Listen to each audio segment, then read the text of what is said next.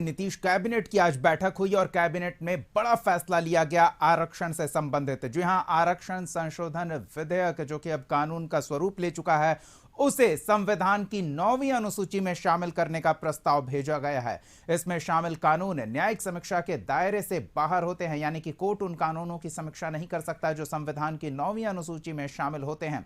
बिहार सरकार ने आरक्षण की सीमा को बढ़ाकर 75% कर दिया है। आरक्षण बिल के जरिए सरकारी नौकरी में ईबीसी, ओबीसी, एससी, एसटी के लिए आरक्षण का दायरा बढ़ाकर 75% कर दिया गया और इसका लाभ शैक्षणिक संस्थानों में भी मिलेगा। वह है कि दो आरक्षण अधिनियम हैं। पहला वाला है बिहार पदों एवं सेवाओं की रिक्तियों एवं आरक्षण अनुसूचित जाति, अनुसूचित जनजाति एवं अन्य पिछड़ा वर्ग अधिनियम 1951 में तथा संशोधित बिहार अधिनियम 17/2002 एवं संशोधित अधिनियम 19/2023।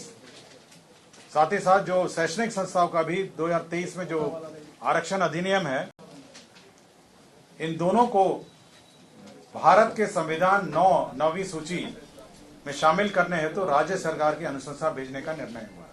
वह 50% से ऊपर का आरक्षण है जो 9th शेड्यूल में वह अंकित है 1994 में।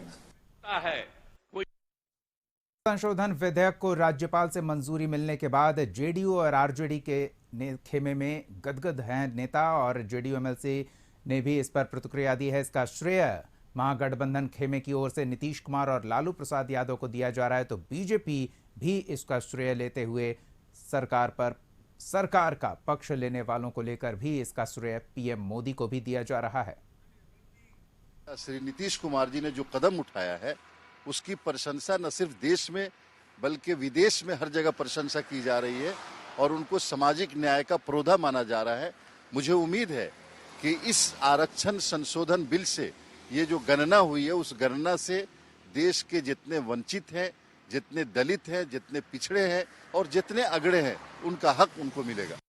बिल्कुल जिस तरीके से बिहार विधानसभा के अंदर जो विधेयक लाया गया था, आरक्षण संशोधन विधेयक 2023, इससे पूरे बिहार में आम आवाम में खुशी का माहौल है और आने वाले जो 2024 का चुनाव होगा उसमें इसका परिणाम जो है वो देखने को मिलेगा कि बिहार के 40 में 40 सीट जो है वो महागठबंधन के झोली में होगा। ये उनको उत्साहित होने का क्या मतलब? ये तो सर्वसम्मति से हम लोगों ने पास किया है, ये उनके तो कोई थाती नहीं है।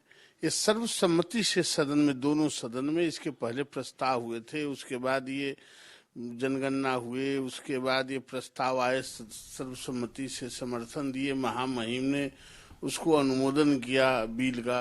तो इसमें खुश होने या न होने या पैर उठाने से क्या फर्क पड़ता है?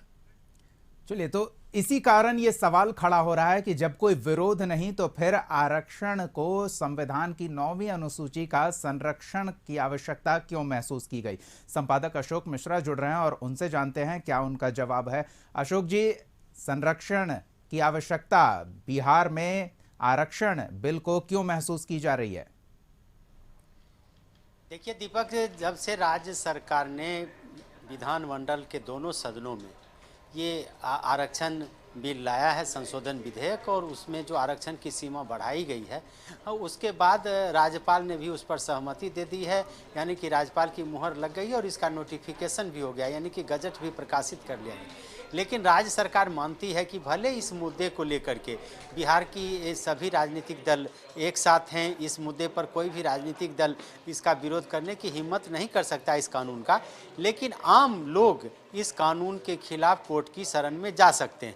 और अगर कोई भी आम आदमी अगर कोर्ट की शरण में जाता है और इस आरक्षण जो नया बिल आया है उस बिल के खिलाफ वह कोर्ट से अपील करता है कि कहीं से भी ये एक आम आदमी का जो अधिकार है उसका हनन हो रहा है, तो वैसी परिस्थिति में कोर्ट इस मामले की समीक्षा कर सकता है, यानी कि इस कानून की समीक्षा कर सकता है। और अगर यह मामला न्यायालय में जाता है तो तत्काल कोर्ट इस पर स्टे लगा सकता है और वैसी परिस्थिति में इस कानून को लागू करने में बाधा उत्पन्न होगी।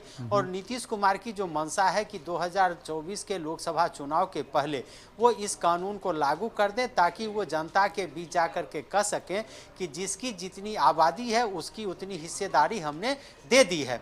और ये नीतीश कुमार और लालू प्रसाद यादव जब से उन्होंने राजनीति में प्रवेश किया तो उस समय जो उनके नेता थे राम मनोहर लोहिया और उनकी जो पार्टी थी संसोपा, उस पार्टी के द्वारा ये नारे लगाए जाते थे और कहा जाता था कि संसोपा ने बांधी गांठ पिछड़े पावे 100 में 60।